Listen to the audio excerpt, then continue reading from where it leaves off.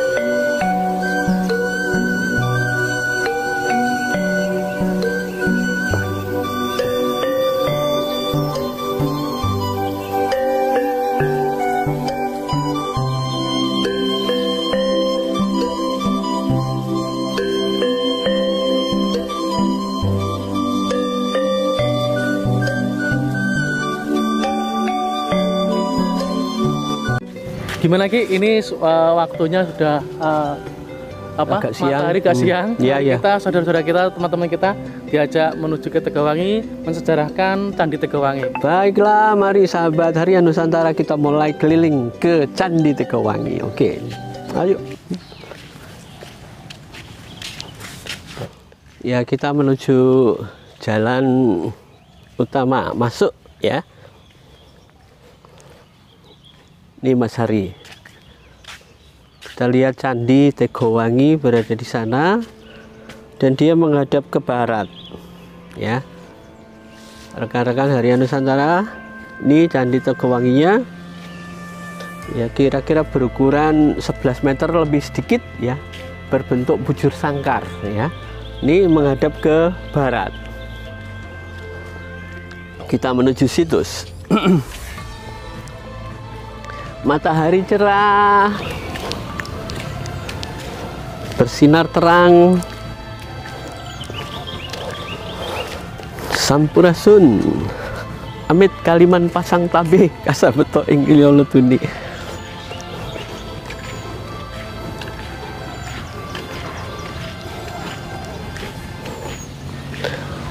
Candi Tegowangi ini seputarannya dikelilingi oleh pepohonan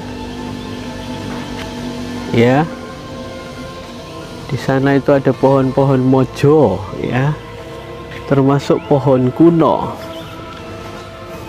Ini tampak depan yang menghadap ke barat ya. Ini tampak depan Candi Tegowangi. Amit kaliman pasang tabe kasat. Nah, di sini kita berbincang dulu ya, Mas Hari.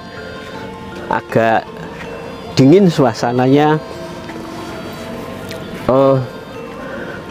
Jadi gini rekan-rekan ya, Candi Tegowangi ini menurut para ahli itu didirikan di zaman Majapahit ya.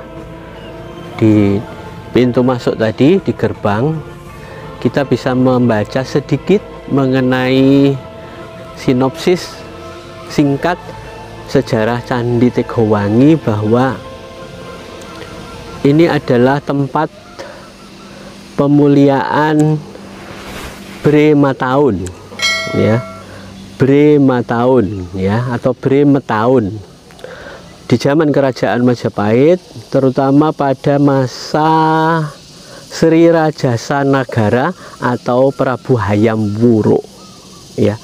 Jadi sebutan Bre itu apa teman-teman ya? Bre itu di dalam bahasa kunonya identik dengan penguasa ya, penguasa suatu daerah ya. Di zaman Majapahit itu kan, di zaman keemasannya jajahan Jawa juga cukup luas ya, sehingga perlu dilakukan konsolidasi. Sang Prabu Hayam Wuruk itu menempatkan bangsawan tinggi ya, atau sentono raja atau keluarga besar raja ya, yang disebut dengan Bre ya. Contohnya ini kita punya namanya Bre Metaun. Artinya apa? Bahwa penguasa Metaun. Metaun itu daerah ya, seperti kadipaten gitu, seperti kabupaten gitu lah. Daerah sapu kawatnya Mojopahit. Bre Metaun ini sebetulnya nama aslinya adalah Rajasa Wardana. Beliau itu iparnya, ipene Prabu Hayam Wuruk ya. Karena menurut catatan para raton maupun negara Kertagama, Bre Metaun ini kawin dengan Bre Lasem ya. Nah, Bre Lasem berarti penguasa Lasem kan. Bre Lasem itu bernama Raja Duhita Indu Dewi. Ini istrinya. Jadi istrinya Bre Metaun ini namanya Raja Duhita Indu Dewi. Ini adalah sepupu Raja Majapahit. Jadi sebetulnya Bre ini ditugaskan menjadi penguat raja, makanya dipilih dari bangsawan tinggi dan juga keluarga raja. Tugasnya adalah mempertahankan negara yang dibawahinya, satu. Kemudian kedua, memungut pajak-pajak yang diberlakukan untuk masyarakat di Metaun maupun di Lasem ya, maupun di Daha, maupun di Tumapel, maupun di Wirabumi, Belambangan dan sebagainya. Kemudian tugas dari Bre penguasa termasuk Bre Metaun ini adalah menyetorkan upeti ya, asung glondong pengareng-areng ya, peni-peni rojo peni guru bakal guru dadi. Kalau di dalam pewayangan demikian. Jadi para petinggi bangsawan ini sebagai raja bawahan Mahadiraja Majapahit itu bertugas menyetorkan upeti juga kepada kota raja ya. Dan Bre-bre ini banyak sekali contohnya ya. Prabu Hayam Wuruk kan berada di kota raja di Trowulan ya tepatnya. Nah, ibunya yang bernama Tribuana Tunggadewi atau Tribuana Wijaya Tunggadewi, anak Raden Wijaya, ini adalah ibu Hayam Wuruk. Ketika Hayam Wuruk masih kecil, ibunya inilah yang berkuasa di kota raja. Di samping itu, Tribuana Wijaya Tunggadewi ini juga disebut dengan Bre Jenggala. Bre Jenggala artinya di samping sebagai ibu raja penguasa kota raja karena mewakili Hayam Wuruk, beliau juga adalah penguasa Jenggala. Jenggala itu di sekitaran Sidoarjo. Jenggala adalah bekas belahan Kadiri ya. Dulu Kauripan ya. Panjalu dibagi dua menjadi Jenggala dan Panjalu. Nah, makanya ibunya Hayam Wuruk ini sebagai Bre Jenggala. Namanya Tribuana Tunggadewi. Lah suaminya ya, suaminya atau ayahnya Prabu Hayam Wuruk itu namanya Bre Kertawardhana. Maaf, Kertawardhana itu sebagai Bre Tumapel. Ya, Bre Tumapel itu di bekas kerajaannya Kenarok dulu. Sehingga ya menurut Profesor Slamet Mulyana bahwa negara-negara vassal Majapahit di Jawa ini dibagi menjadi 12. Di salah satunya adalah Mentaun. Ya, di samping ada Jenggala, ada Daha, ada Tumapel, ada Wirabumi Belambangan, ada Lasem, ada Mataram. Ya, Yogyakarta itu Mataram sudah namanya.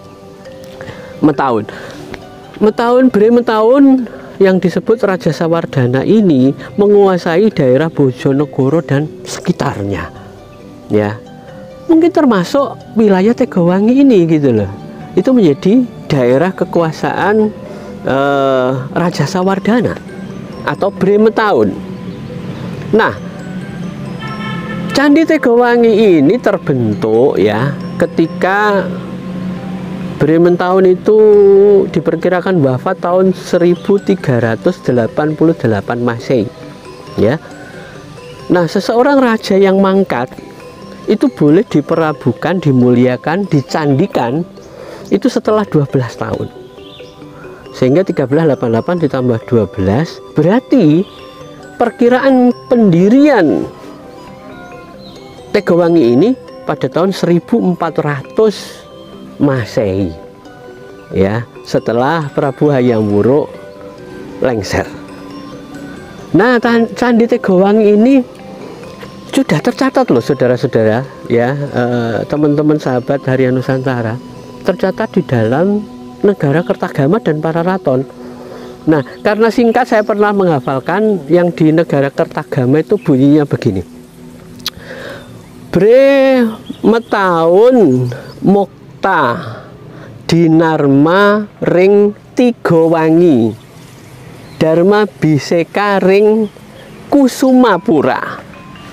Ya, artinya Bre Metaun Mokta, Bre Metaun meninggal. Dinarma ring Tigawangi, dimuliakan di Candi Tegawangi ini. Dharma Biseka ring Kusumapura. Candi ini sebetulnya namanya Candi Kusumapura, ya. Di dalam negara Kertagama demikian, namanya Candi Kusumapura, bukan Candi Tegawangi. Nah, tetapi ini juga tidak salah karena Tigawangi juga sudah disebut di zaman Majapahit. Berarti Tegawangi ini usianya sudah sejak zaman dahulu kala. Tetap Tegawangi namanya. Tigawangi menjadi Tegawangi. Hanya pergeseran lafal lidah karena situasional masa atau waktu. Demikian kira-kira mengenai Tegawangi. Kemudian kita nanti akan bicara lebih lanjut mengenai panel-panel ya. Panel-panel yang dari sebelah pintu gerbang ini kita dapati di sebelah barat ini sisi kanan, kalau dari kita ya, sisi kanan itu sudah ada relief-relief yang menceritakan suatu peristiwa penggambaran ya. Di sini di kaki-kaki candi juga dihias dengan berbagai ukiran-ukiran floral yang sangat indah. Ada binatang-binatang dari kayangan ya. Nah, sahabat, ini sebuah kalau kita tidak tahu mungkin kita acak aja ya, asal munyer kita cara memutari candi ini. Tapi kalau Anda ingin mendapatkan cerita yang utuh dari Candi Tegawangi ini, kita harus mengikuti sebuah konsep yang namanya Praswaya ya. Praswaya itu bagaimana mengikuti cerita candi ini itu harus berlawanan dengan arah jarum jam ya. Kalau arah jarum jam kan dari kanan ke kiri. Kalau kita ingin mengikuti cerita ini, kita harus dari kiri ke kanan, berlawanan dengan arah jarum jam. Kalau sampean tidak tahu konsep itu, maaf, yang belum tahu maksud saya. Yang belum tahu, acak aja muter nanti lo cerita niki opo sih saja nih, nggak bisa urut. Kalau mengikuti kaidah praswaya, kita akan mendapatkan sebuah cerita. Gitu ya, kira-kira nanti kita akan segera mengitari candi ini. Dan sebisa mungkin ya, walaupun tidak lengkap betul, tapi saya cukup mengerti. Ini sangat kental dengan cerita pewayangan. Nanti akan saya ceritakan. Itu ya. Saya sering berkunjung ke Candi Borobudur, ke candi mana itu yang Jawa Tengah, Prambanan. Itu kan besar-besar. Apanya yang besar? Candinya itu besar-besar. Dan sedangkan Tegowangi ini situsnya kecil. Iya memang ini agak kecil ukurannya. Gitu. Itu yang ada di sini itu mengenai panel-panelnya, ceritanya gimana ya? Gitu ya. Menjabarkan. Oh ya, tadi saya udah ngomong ya bahwa kalau kita mau mengikuti cerita Candi Tegowangi, sebaiknya mengikuti konsep praswaya atau berlawanan dengan arah jarum jam atau counter clockwise. Ya oke, kita mulai dari sini ya. Oke, kita ceritakan sebisa mungkin sambil lihat itu. Di panel ini, waduh, kena matahari nih. Di panel itu ada seseorang memegang kendang. Terus di sana ada yang menari seperti waranggono atau teledek. Ya, itu menggambarkan rakyat yang ayem tentrem ya.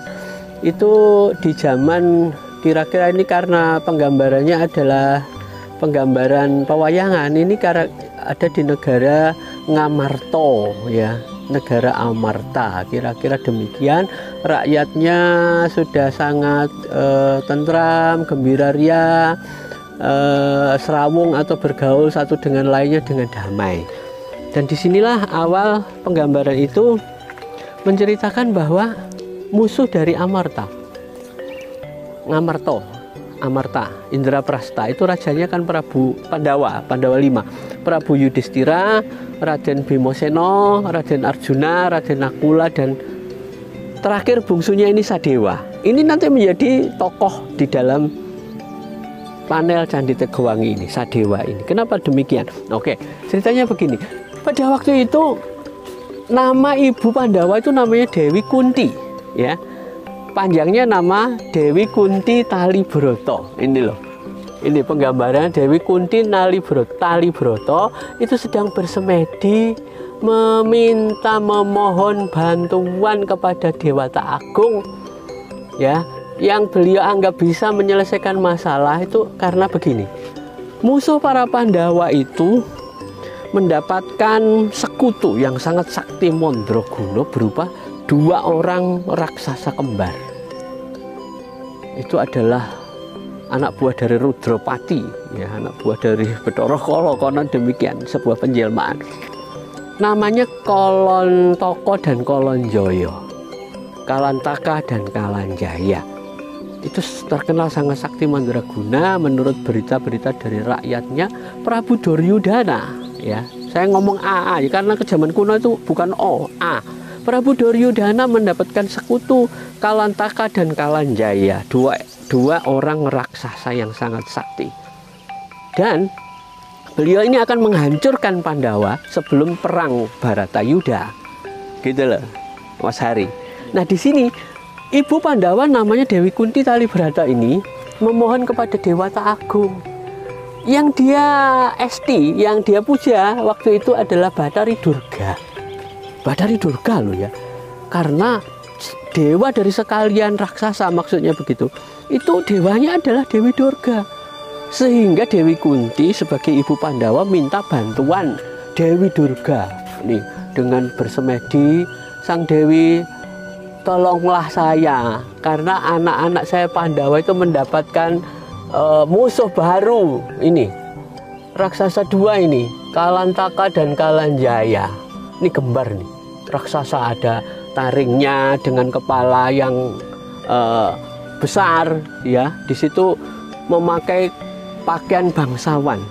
Bahwa Kalanjaya, Kalantaka ini termasuk adalah bukan raksasa sembarangan gitu lah.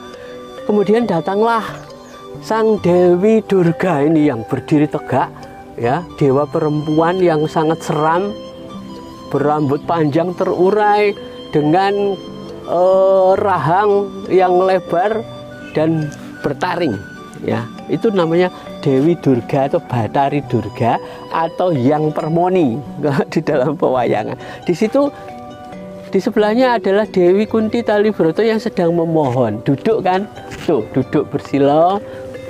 Sang Durga berdiri dengan gagah. Ibu Pandawa itu memohon, Dewi kira-kira begitu, tolonglah saya, anak-anak saya Pandawa itu sudah melakukan keutamaan di dunia. Kenapa sih Kurawa selalu ingin membunuh anak-anak saya? Tuh permohonan Dewi Kunti Talibroto kepada Dewi Durga, ya. Sebetulnya di dalam pewayangan ini ada cerita yang namanya Sudamala, Sudomolo, artinya pangruwatan, ya, Mas Hari, pangruwatan. Di sini cerita secara keseluruhan nanti adalah cerita tentang Raden Sadewa yang meruat Batari Durga menjadi Dewi Umaranti kembali. Karena Dewi Uma dulu terkena kutukan Badara Guru menjadi raseksi, menjadi dewa perempuan, raksasa perempuan yang menyeramkan wajahnya. Nah, ini suatu saat nanti karena cerita Sudamala di Tegowangi ini, Dewi Durga nanti akan diruat oleh Sadewa. Begitu kira-kira kesimpulan sementara. Saya lanjutkan ya ceritanya. Setelah Dewi Kunti menyatakan maksudnya kepada Dewi Durga, Sang Dewi, bantulah saya, tolong bunuhlah, misalnya demikian, raksasa Kalanjana Kalantaka supaya tidak menjadi malapetaka bagi anakku. Terus apa jawab Dewi Durga? Boleh, boleh. Kau memintaku kepadaku untuk membunuh musuh Pandawa yang berupa raksasa kembar itu, tetapi ada syaratnya, Hei Kunti. Syaratnya apa, Sang Dewi? Aku minta ganti. Apakah engkau sanggup memenuhi permintaanku? Utarakanlah kepada saya. Kalau saya mampu akan saya penuhi, Sang Dewi Durga. Gitu jawaban Dewi Kunti. Baiklah Kunti, aku akan memusnahkan dua raksasa sakti itu, tetapi aku minta imbalan. Anakmu yang paling bungsu bernama Raden Sadewa itu harus ikut kepadaku, harus engkau serahkan kepadaku. Di situ Dewi Kunti Talibroto terperanjat dan sangat ternyuh hatinya. Pasti di dalam hati beliau sangat mencintai semua Pandawa. Walaupun Nakula Sadewa itu anak dari Dewi Madrim, ya, itu Marune gitu ya. Artinya istri dari Prabu Pandu yang lain, Dewi Madrim itu mempunyai anak dua yang kembar Nakula Sadewa. Dewi Kunti sendiri punya anak Puntadewa, Bima dan Arjuna, sehingga digabung menjadi Pandawa 5. Tetapi kasih sayang Dewi Kunti ini luar biasa kepada Nakula dan Sadewa, seperti anak sendiri. Makanya ketika Dewi Durga meminta, ya, Sadewa sebagai imbalan atas jasaku untuk memusnahkan Kalanjana dan Kalantaka, maka Sadewa harus aku ambil darimu. Kunti tidak melepaskannya. Dengan berlinang air mata, akhirnya saya tidak sanggup Dewi. Dia pulang kembali ke negara Amarta dengan Masgul. Tetapi Dewi Durga kan Dewi kegelapan. Jim setan peri prayangan kelek-kelek balung kata ndak geyong waru doyong netek melek gendruwo. Dikuasai oleh beliau kan. Makanya dia memerintahkan ini Jim Kalika, Jim perempuan yang sakti. Hei Kalika, rini yo Kaliko, rini yo Kaliko. Aku butuh kowe Kaliko. Wonten dawuh Kanjeng Pandya Bathari Durga. Si Kunti kenging mun njaluk tulung karo aku. Mateni buta loro wis tak saguhi, aku njaluk Sadewa kok ora dikekno. Aku njaluk tulung kowe Kalika. Aslupana. Nah, apa ya namanya? Kesurupan, Surupana. Surupana. Jiwane Dewi Kunti supaya menghaturkan berbalik pikirannya menjadi setuju dengan penyerahan Sadewa. Akhirnya Jem Kalika ketika Kunti kembali ke negaranya, dia kejar Jem Kalika, bukan Bathari Durga yang itu loh ya, ini Jem Kalika. Akhirnya dia merasuki sang Dewi Kunti. Di situ karena dirasuki oleh kekuatan jahat, Dewi Kunti pun akhirnya berubah sifat sementara ya. Dan itu juga menjadi kehendak Dewata Agung. Takdirnya harus demikian. Di dalam cerita ini nanti terjadi acara pangruwatan seorang Durga diruat menjadi Dewi Umaranti, istri Bathara Guru yang sangat cantik. Cerita itu akan kembali nanti. Ya, nanti ini panel barat ini sudah sempurna sekali gambarnya. Sudah ya cukup lengkap lah saya ceritakan ya. Nanti kita sambung ke bagian selatan. Ya, berarti ini panel-panel ini menggambarkan yang dijelaskan tadi dengan pewayangan tadi. Pewayangan, tapi inti ceritanya adalah pangruwatan. Sudah malah penyusian kembali Dewi Durga menjadi Dewi Bidadari. Ya, menjadi Dewata Agung yang bersatu kembali dengan para dewa di Kahyangan Suralaya. Begitu ya. Nanti kita ke sahabat Harian Nusantara. Ini kembali ke panel di selatan ya. Relief yang ada di selatan ini cukup panjang ya. Hampir sudah memenuhi bidang-bidang di bagian selatan. Dan ini memang digarap dengan baik. Ya, sepertinya ini sudah diselesaikan dengan baik. Kita mulai dari pojok ya, selatan paling barat ya. Tadi sudah diceritakan bahwa Dewi Kunti Talibroto dirasuki oleh Kalika. Nah, akhirnya Dewi Kunti pulang ke Ngamarta, pulang ke Indraprastha dan menemui para Pandawa. Lihat itu ya. Di sini disambut oleh Semar ya. Ini Ponokawan ini. Semar, Dewi Kunti dipersilahkan untuk hadir masuk ke dalam istana. Di paling depan itu Prabu Yudhistira atau Prabu Puntadewa. Yang kedua ini Bima yang tinggi besar ya. Kemudian ini Arjuna yang di tengah ini. Nah, yang terakhir ini Raden Nakula dan Raden Sadewa. Terlihat penggambaran Raden Sadewa itu bersedih ya. Kenapa? Ibunya memaksa agar Raden Sadewa itu mau mengikuti beliau ke Krendawahana, hutan Krendawahana atau hutan Setra Gandamayit ya, Setra Gandamayit atau alas Krendawahono. Para Pandawa pada bingung apa yang ingin dilakukan ibunya ya, untuk menyangkal atau membantah kemauan ibunya adalah sebuah dosa besar bagi para satria pada zamannya. Sampai sekarang pun ya, apabila kita durhaka membantah kepada orang tua, maka itu termasuk perbuatan yang mempunyai konsekuensi hukum atau merupakan dosa yang besar. Demikian juga ini. Akhirnya dengan terpaksa Raden Sadewa dibawa oleh Dewi Kunti menghadap Dewi Durga. Di panel selanjutnya diikuti oleh Semar dan Bagong. Ini sudah ada Semar yang gemuk dan anaknya Bagong ya, hanya dua Ponokawan. Ini digelandang Raden Sadewa, kemudian diserahkan oleh Dewi Durga, di mana di situ Raden Sadewa berada di alas Krendawahana, dipegang oleh Kalika seperti dibondo gitu ya, atau diikat tangannya ya. Di sini ada penggambaran para jin setan periperayangan ya. Ini adalah perwujudan dari kekuatan-kekuatan jahat. Di sini ada raksasa, di situ ada manusia yang berkepala hewan, ya. Di sana ada makhluk-makhluk yang menyeramkan. Disinilah Sadewa diserahkan oleh Dewi Kunti kepada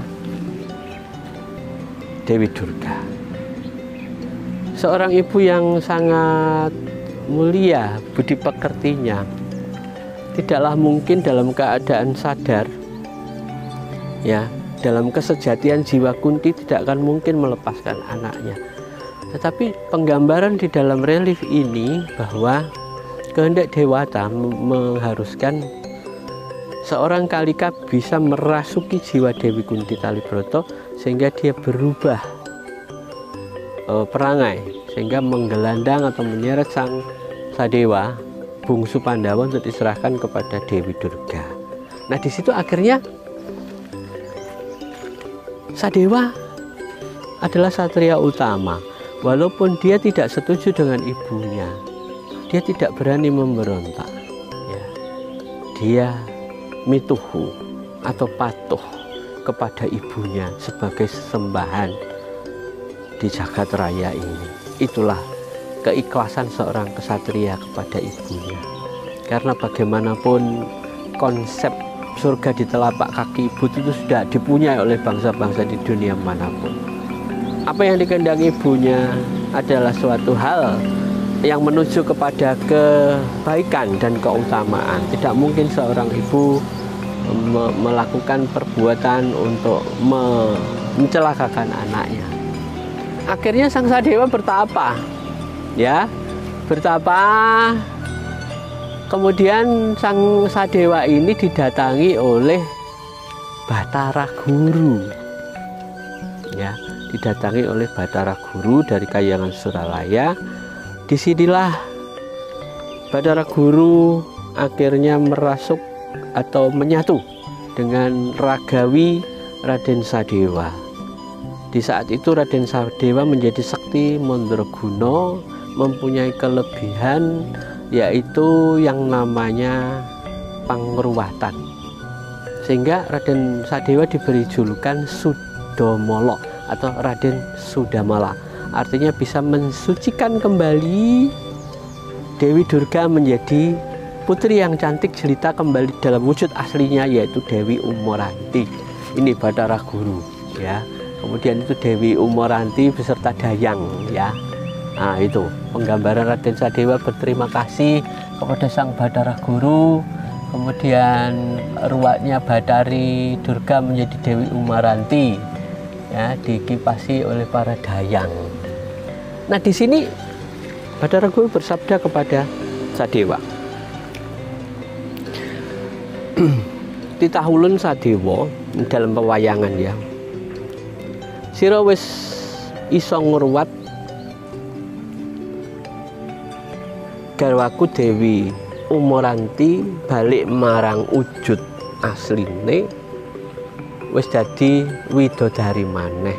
Mula dina iki sira sun ganjar asma anyar Raden Sadewa ya Raden Sudamala. Itu di dalam cerita pewayangan.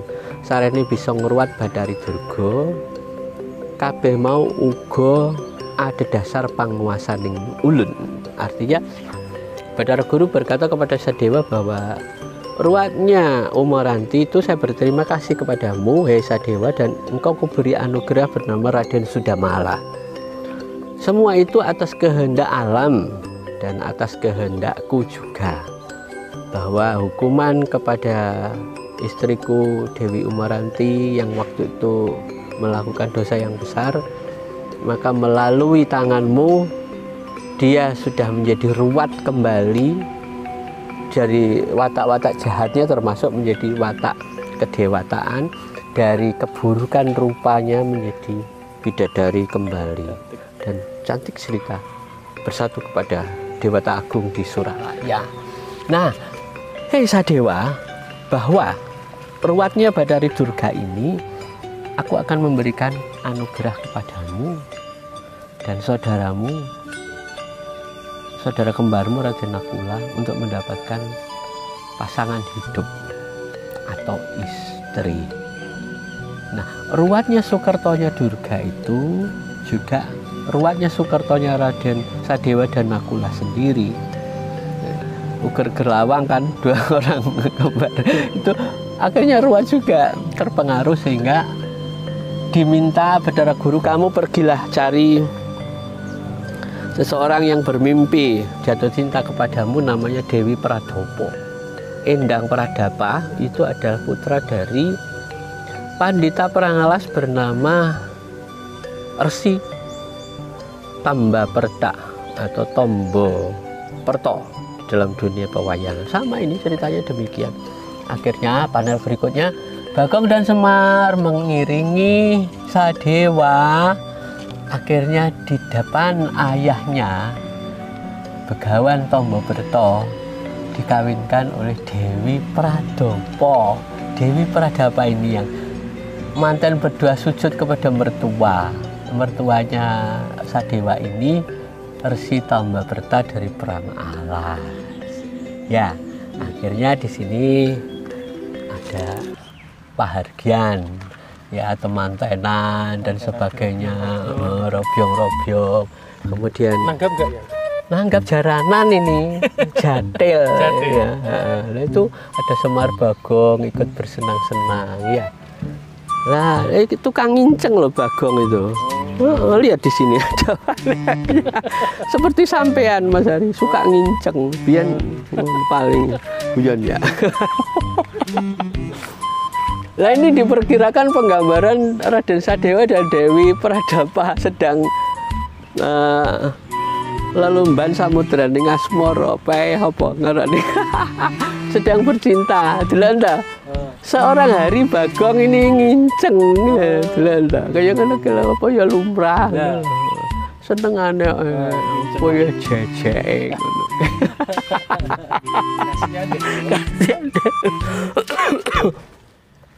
Pun pula akhirnya ya bahwa Sadewa setelah melakukan perkawinan dengan Dewi Pradapa akhirnya teringat kembali untuk kembali kepada ibunya dan saudaranya di Amarta, ya. Itu nanti kaitannya dengan perang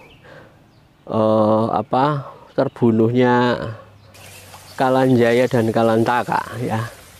Nah, ini kembali akhirnya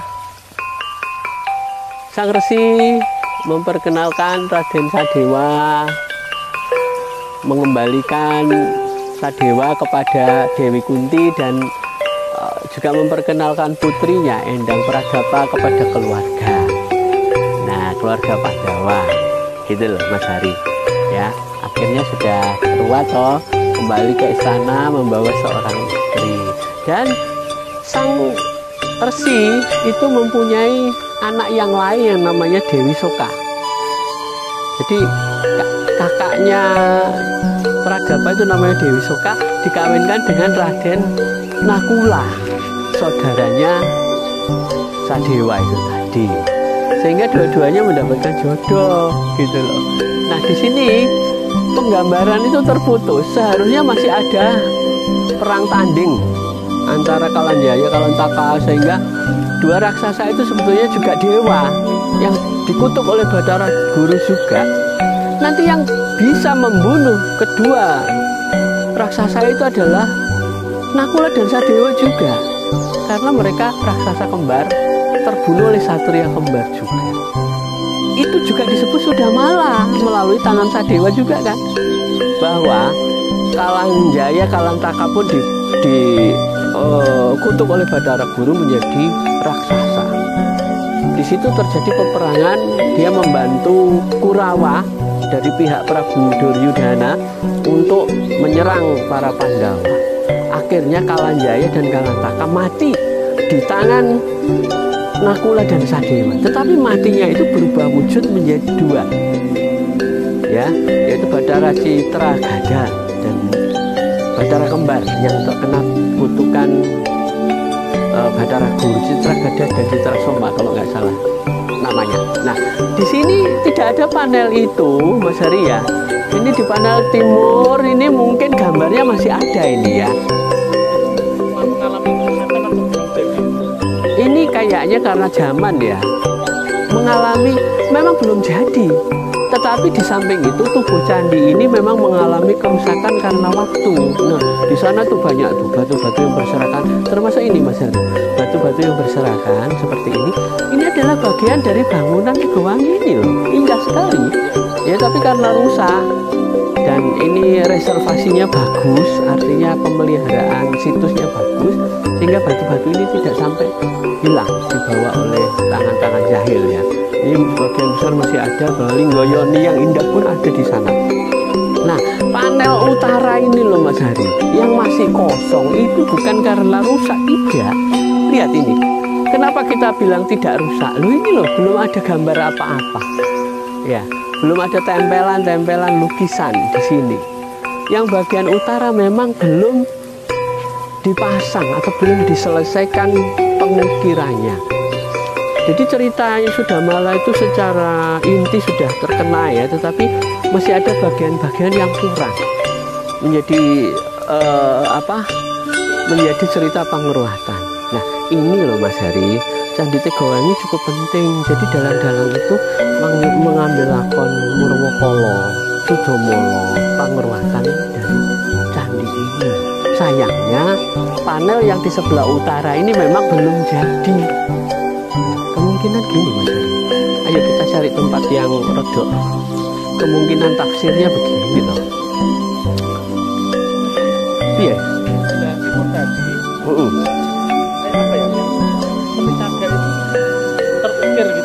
Nah makanya termasuk itu kan, termasuk pilar-pilarnya ini kan masih polos. Padahal yang di sini, yang di barat sebelah kanan, ini kiri loh, masih kosong kan? Padahal sebelah, kita bandingkan. Sekarang kita bandingkan dengan sisi yang selatan, yang menghadap ke barat maksudnya. Menghadap ke barat sisi utara loh, belum ada memang, belum jadi, setengah jadi. Praswaya. Lah sampean teko kene lho, kok gak ono apa-apane.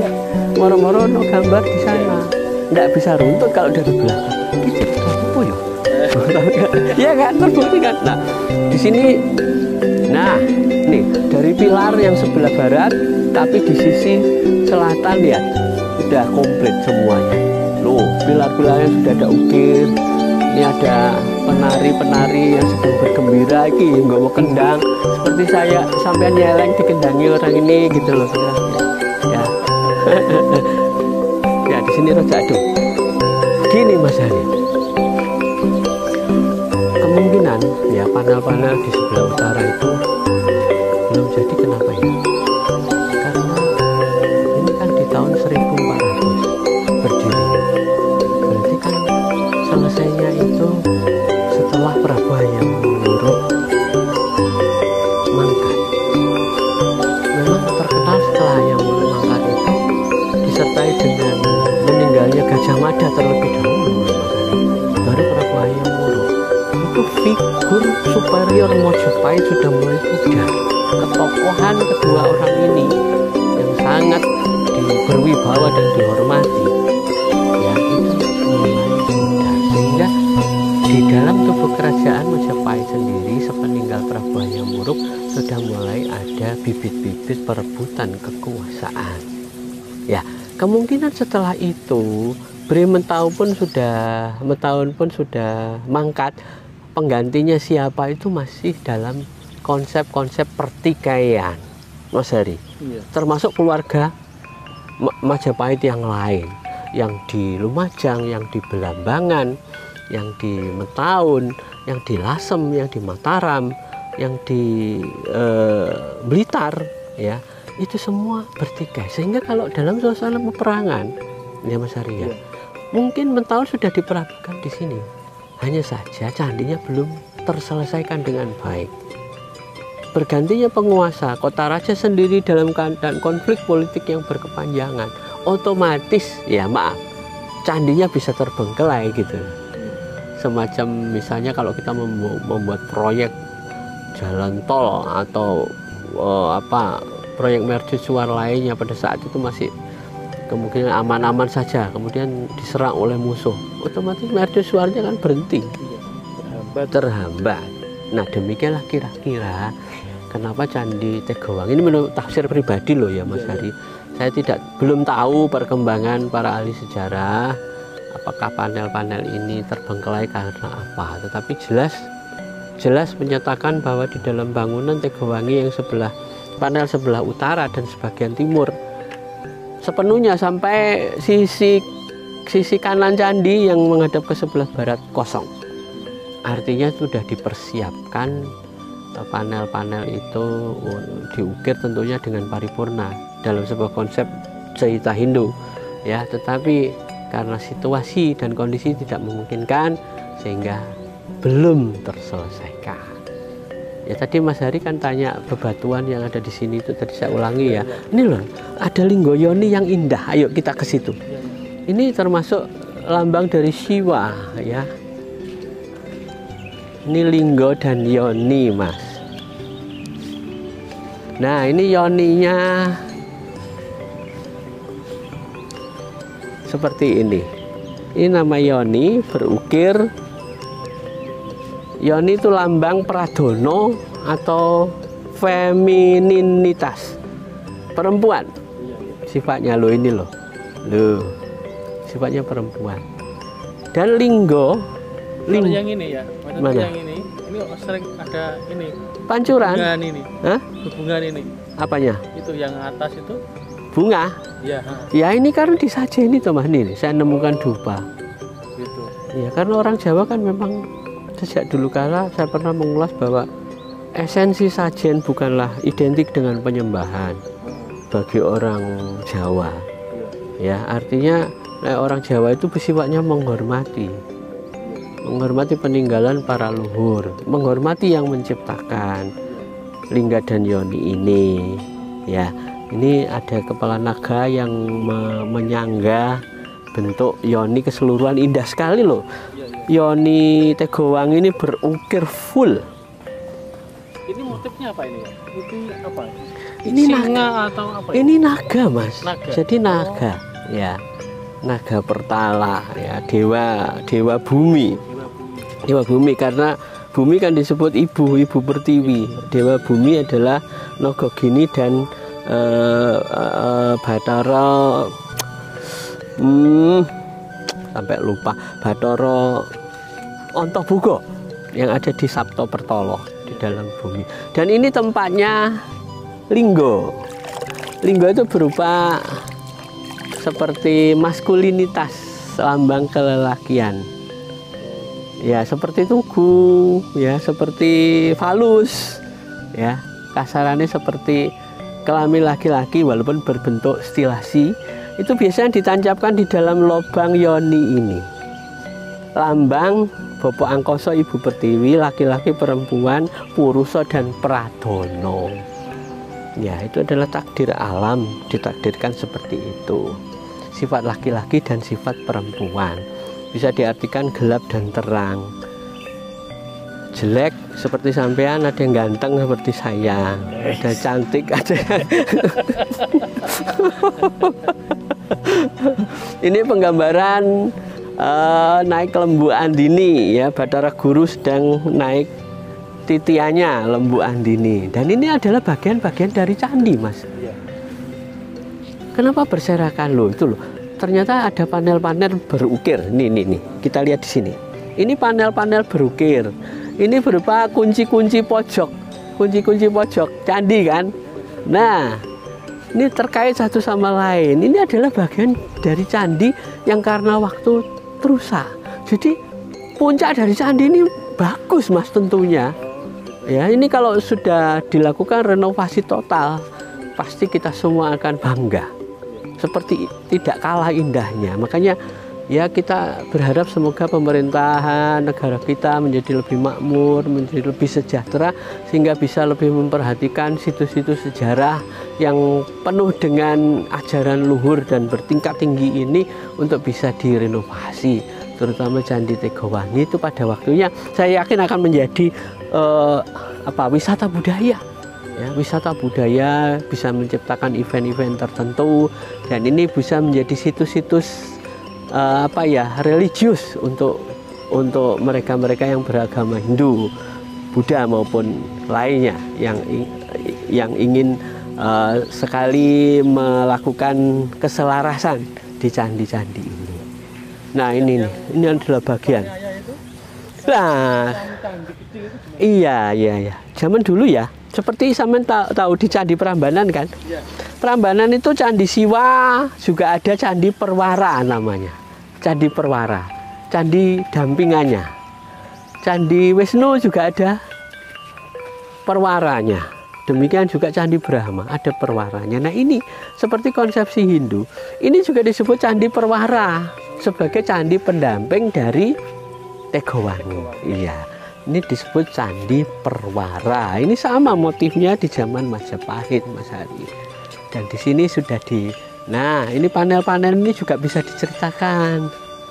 Ini kebanyakan cerita dari rakyat jelata, Mas Hari. Ya. Perwara itu pendamping. Lah di samping di sana para bangsawan yang memakai sangsangan, ya, uncal, kemudian kelat bau, mahkota, ya toh. Kemudian dengan berbagai aksesoris keemasannya, sarwo ginawe saka kencono. Ini adalah rakyat biasa. Lihat, ibu ini lugas sekali, nggak pakai kalung, ya kan, sedang berbincang. Ini orang berdagang sesuatu ke pasar, telanjang dada, gak duwe gelang, gak duwe kalung, gak duwe cincin, aku juga gak duwe. Sano. Ini menuju ke pasar. Lah ini. Bogo atau Pari? Iya, ini enggak tahu ini pasar Prambon be. Kaduan ya. Pasar ini paling Pari ya. Nah, ini juga lihat. Nah, ini penggambaran dari rakyat-rakyat biasa. Nih. Mungkin sedang membersihkan sesuatu, ada berdiri. Ini ada membawa vajra. Ini senjata Hindu. Vajra itu untuk menolak balak juga. Dan dia nyengkel keris juga ini. Keris. Ya, semacam keris ini. Keris apa itu?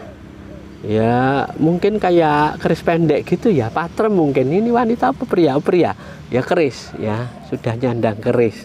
Zaman Majapahit memang sudah sangat terkenal. Ini namanya Candi Perwara, Mas Hari. Ini ada penggambaran orang berpelukan. Terus orang memelihara anak gajah. Ya. Nah, beda kan dengan motif-motif luar biasa yang ada di candi Indo, menggambarkan gambaran para kesatria yang ada di kerajaan. Dan ini adalah para rakyat jelata dengan segala aktivitasnya di Candi Perwara Tegowangi. Menarik enggak? Sekali ya. Cukup jelas ya. Terima kasih. Semoga ya, mohon maaf ayah hanya ikut kelungsu pokoknya udu, walaupun sepejat. Kelungsu itu bijinya asam. Sekecil bijinya asam, kalau bisa menambah wawasan, menambah pengetahuan para sahabat Harian Nusantara, saya juga ikut bahagia. Berarti saya tidak hanya sekecil apapun ikut memberikan sumbangsi. Amin. Terima kasih ya, para netizen. Bila ada salah saya mohon maaf. Itulah pengetahuan saya sepanjang yang saya ketahui tentang Tegowangi. Semoga saya bisa share, ya, bukan mengguri.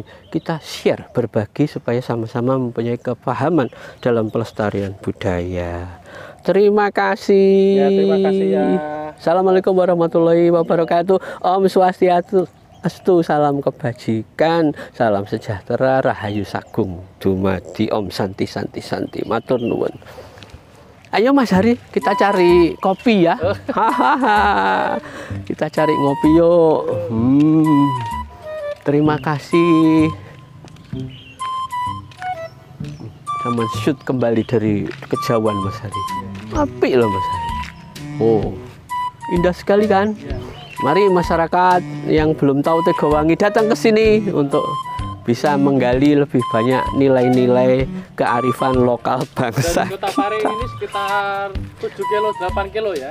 Kira-kira kurang kali ya. Saya nggak tahu persis ya. Kurang lebih ya 7-5 kilo lah. Ya. Enggak jauh betul dari Kota Pari. Kalau dari Kota Kediri kira-kira ya 30 kiloan. Desanya mana ini ya? Jadi Desa Tegowangi, ya, Kecamatan Pelemahan, Kabupaten Kediri. Iya. Ya. Timur ini ya? Enggak. Jawa Wetan. Oh, Jawa Wetan. Indonesia apa enggak? Indonesia. Indonesia. Cinta tanah air, NKRI.